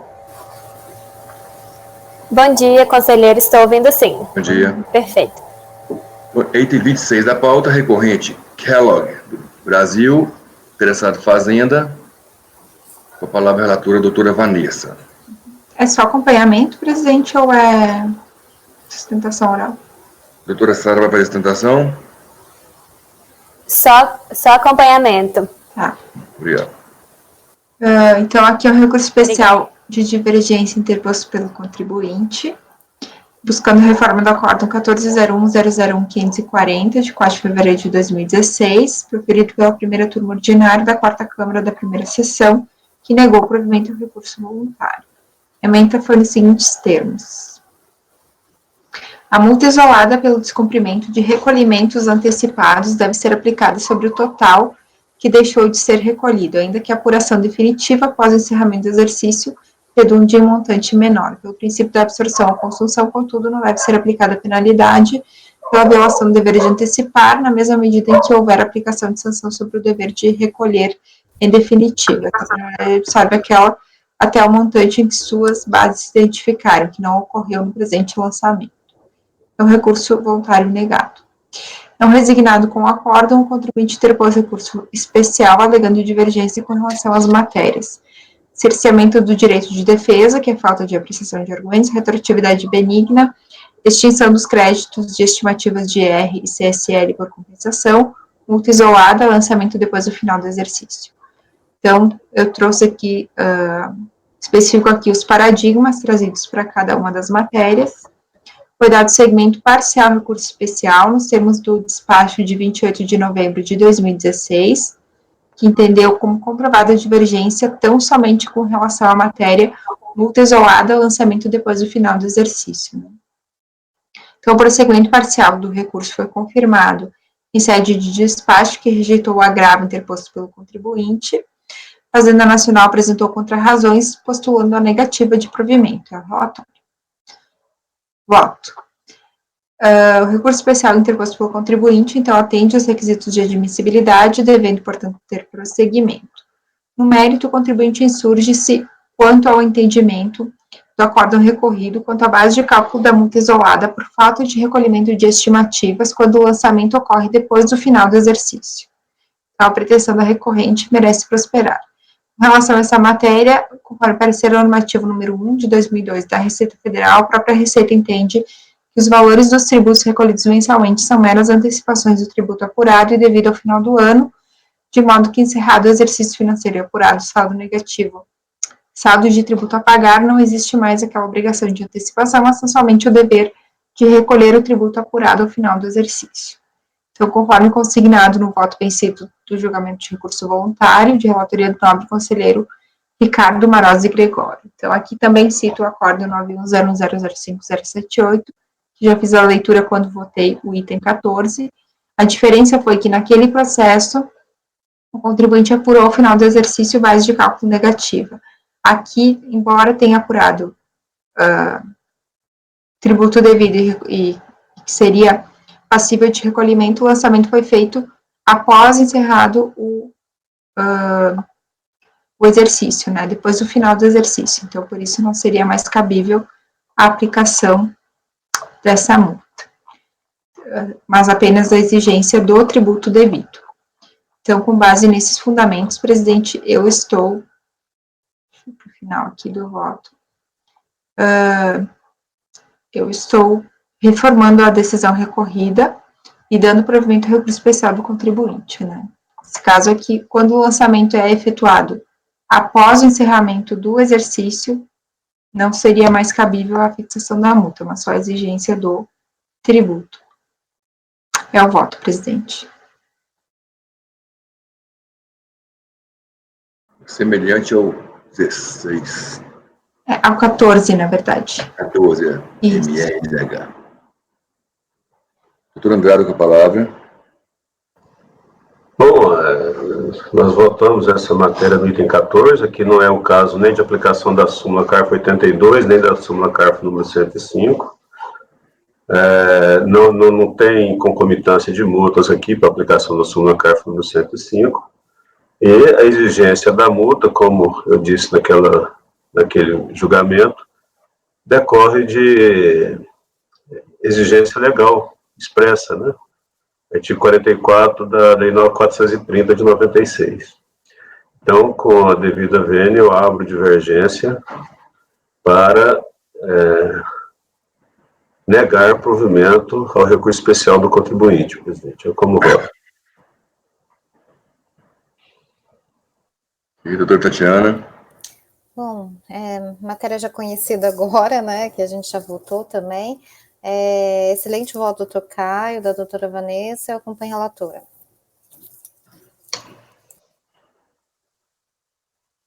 Doutor Luiz. Acompanho a divergência, presidente. Doutor Valcir. Com a divergência. Doutor Jorge. Com a divergência. Doutora Érica. Com a relatora. Também voto com a divergência, proclamando o resultado. Por maioria de votos, negou-se o provimento ao recurso. Vencidas as conselheiras Tatiana, Érica e Vanessa. Doutora Andrada, voto vencedor novamente. Obrigado, doutora.